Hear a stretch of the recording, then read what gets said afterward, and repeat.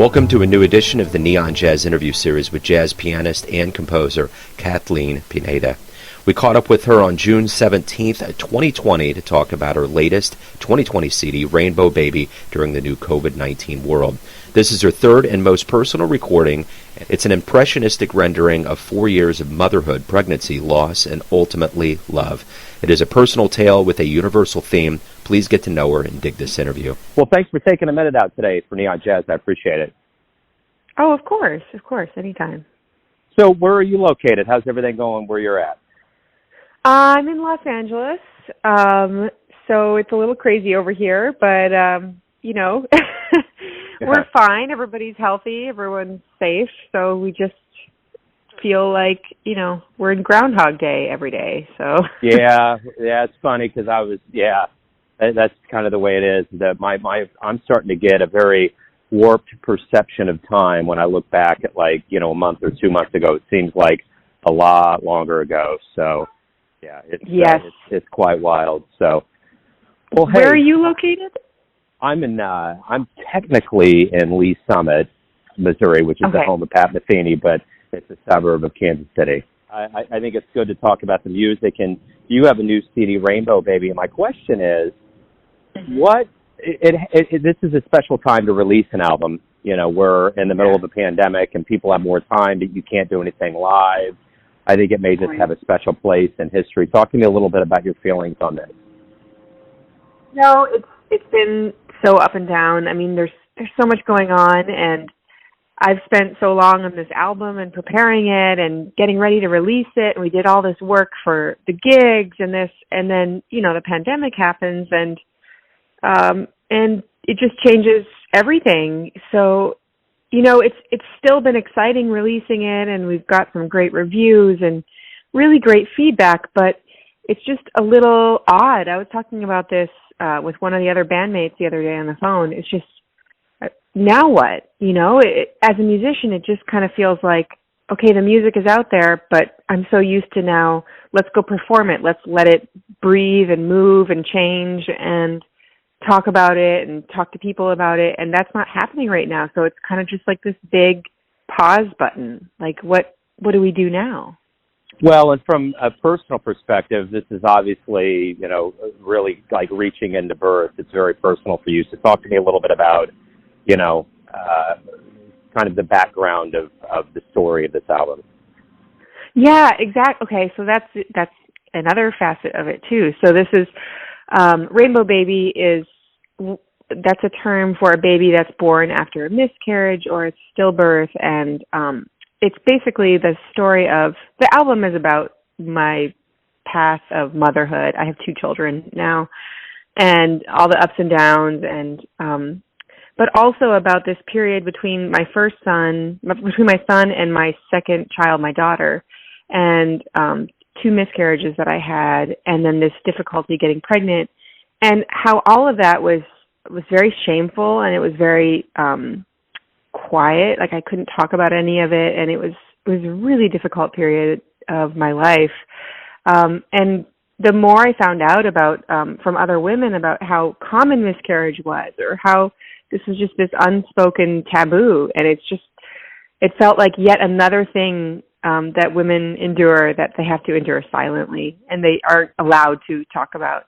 So it was just something that I was just stirring up and thinking about for a few years. And then when I was pregnant with my daughter, and then after she was born, I started writing the music. And I think I was ready to write music about that. So it is an extremely personal album. And I kind of just wrote the album and recorded it and didn't put a lot of thought into the fact that it was so personal. So now that it's out there, especially at this time, I keep remembering, oh yeah, there's like this very private, delicate thing that's out there, and I just have to let go of it. It's just letting go of that whole thing.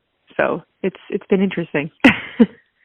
Yeah, absolutely. It sounds like it. So talk to me a little bit about your beginnings in music. Are you from the LA area, and just kind of how music became your life? I'm originally actually from Canada, from Vancouver. And then for the middle years, I grew up in Minnesota. And then I was in New York for years for school, and then I came out to LA for my master's. But I started music very young. I started lessons at, like, my mom says age 3, which I have a 4-year-old now, which is inconceivable to me that he would have taken lessons for a year already. But that's what my mom says. And it was just classical. I was a classically trained pianist. I did my undergrad in classical piano performance at Mannes College of Music, really traditional conservatory in New York. And that's it. That's all that I did. And I loved it, but it wasn't, when I moved to New York and I was going to all these shows and hearing music and I started hearing jazz, that was like immediately personal. That was like a soulmate. That felt like something that all I wanted to listen to was jazz and improvised music and hear everyone. And then I'd go back to the practice rooms and practice all day classical music. So I didn't feel like it was mine to play.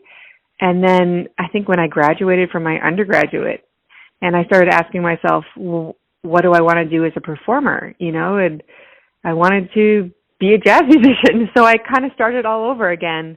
And it was really difficult, but it was rewarding. It was the right thing to do. And I didn't, do this straight path that a lot of jazz musicians do. And I started composing and that helped. And it's kind of like been a roundabout way. And then I went to do my master's at CalArts in jazz performance and a lot of composition there. And that's why I'm here in LA. And I stayed because it's just a beautiful, wonderful jazz scene here and creative scene. Talk to me a little bit about mentors. Who really helped you kind of realize, things that were key about, being a musician and just functioning in this artistic realm? Yeah. Well, the first one that I always say is David Roydstein, who's the head of the jazz department at CalArts here. And I bet you'll find so many people say that because the program that he created at CalArts, along with Charlie Hayden, is like nothing else. And it's the only jazz school I would ever go to because it's not like a school, it's like an environment of creativity. And he's like a second father. He's just a kind, wonderful, encouraging human being. And he guides just very gently. He doesn't ever, he gives you critical feedback, but he doesn't ever put anything down that you do. It's just more, okay, try this. Okay, that was great. This was successful. This wasn't as successful. What do you want to do next time? Like, it's just about what are you going to do next? Like, okay, keep working on it. Keep doing what you're doing. Some of it's great. Some of it works. Some of it doesn't. But that's the point, So he's just a wonderful, wonderful mentor. I mean, and anytime he comes to one of my shows now, years later, it's very exciting because he's listening to everything you do in the best way, and he's so happy for you. So David Roydstein for sure. I mean, I had in New York, it was tougher. I didn't have something so direct. I took a few lessons from Fred Hirsch, who's a wonderful pianist and composer, and he helped me just like at this right time when I wanted just a little guidance into the jazz world, but I for sure wasn't a great jazz musician at that point.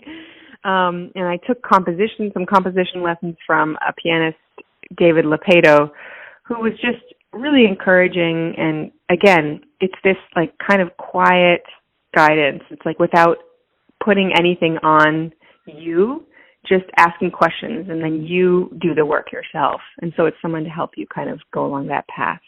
Talk to me about like the very first live jazz show you ever saw that really blew your doors down. Live jazz show. I can tell you definitely about the first record. And then, I could probably do both. The first record I heard, I remember I didn't know anything about jazz. It was it's a weird first record to hear, but it was Footprints Live. So it was Wayne Shorter Quartet with Danilo Perez and Brian Blade and John Patitucci. So it was a live version. I can't remember when it was done. It must have been early 2000s or maybe late 90s. And I didn't understand any of it because a lot of that, it's just a free improvisation group. but it's so strong, and they're such an ensemble that I just kept listening to the album all the way through and all the way through, over and over. And there were these huge moments, and I would think about it when I was away from it. And I don't know if I want to say like I liked it or I didn't like it, but it got under my skin. And that's everything now. Anything that's meaningful to me, it just gets under my skin, and it's not about liking or not liking. It's about feeling it there with you when you haven't heard it. So when I got the chance to hear that same quartet live when I moved to New York, I remember, this is just one of the performances. I don't know if this was the first performance, but it's definitely clear in my mind. I remember it was the same Wayne Shorter quartet live at Carnegie Hall, and I was sitting, I was a student, so I was sitting at the student seats at the very, very, very top of the hall, the concert hall, which is huge. And, you know, it's fine. You get discounted seats, and you're excited to be there, and the performance starts, and it's great. And then I remember Brian Blade did something, and he took a beat for a second, and then he just hit the drums, and I felt it in the pit of my stomach. And I felt people around me gasping, like, because it was such a visceral reaction to the way that he played. And it's such an emotional reaction. And up until that point, you know, there's so much intellectual stuff around jazz, and that's what's also wonderful about it, is it's such an intellectual music, but the emotional ability for it to just carry through the room like that, through this hall. And I still remember what that felt like. That was a moment for me, like, okay, that's what inspires me. How can I get that emotion across? How can I get that feeling across and stay in the constraints of like what this is, and listen to the people around me and react to them. So it was a really incredible moment. So what do you like the best about being a musician? The pay. No, I'm just kidding. Not the pay. You know, it's really, it's the day-to-day stuff. Like, I think before I had kids, I was much more about like, okay, it's about the performances only, and that's like your big moment to shine, and that's what you work towards. And yes, the performances are, that's one of the biggest aspects. It makes you feel it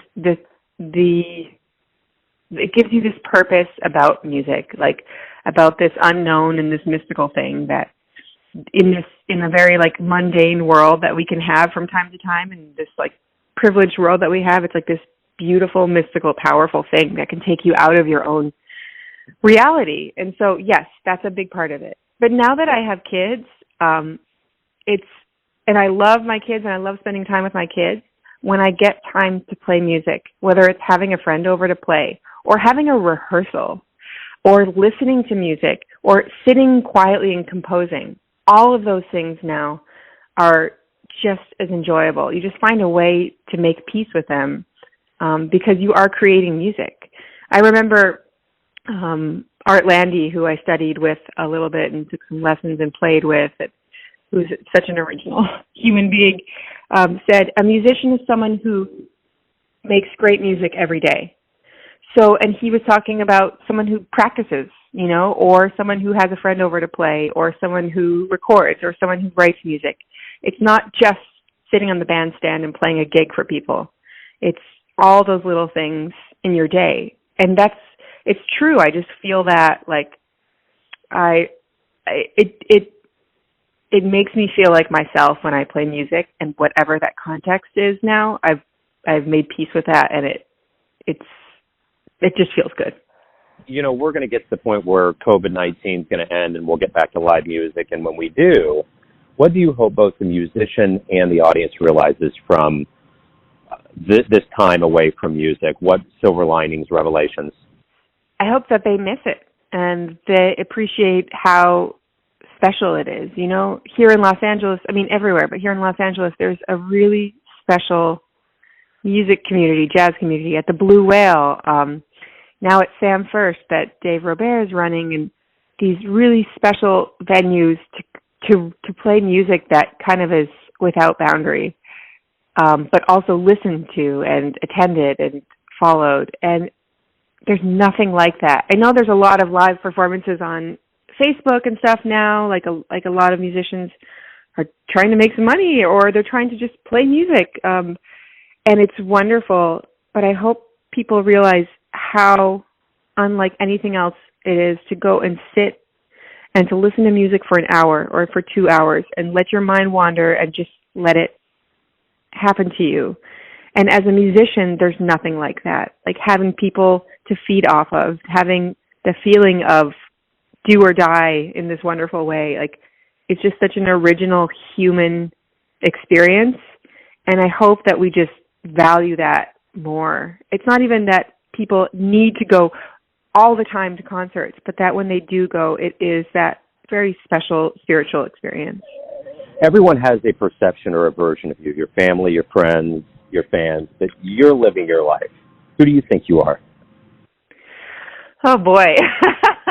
I think the big answer to that is I'm always changing. So the minute I think that I'm this, I take a further look and I realize maybe I'm not that.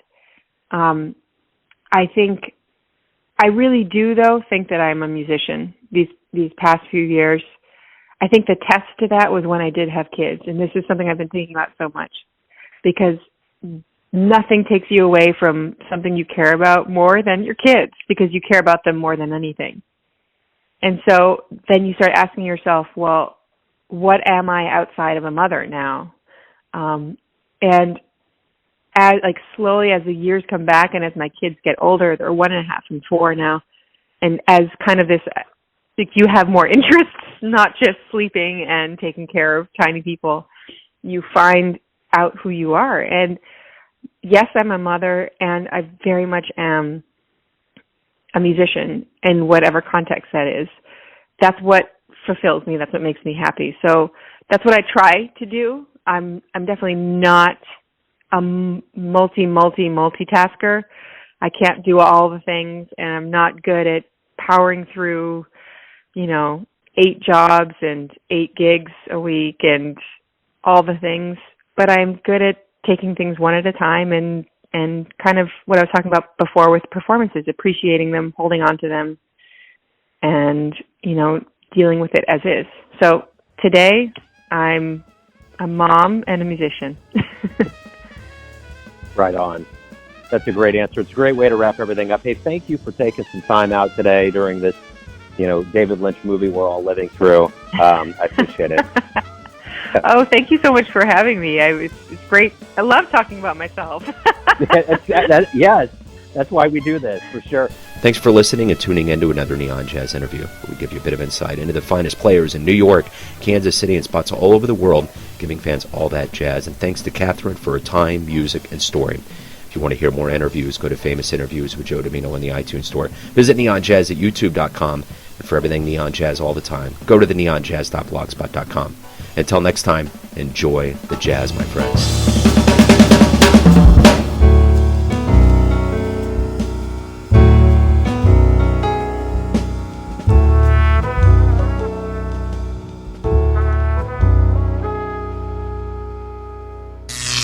Neon Jazz.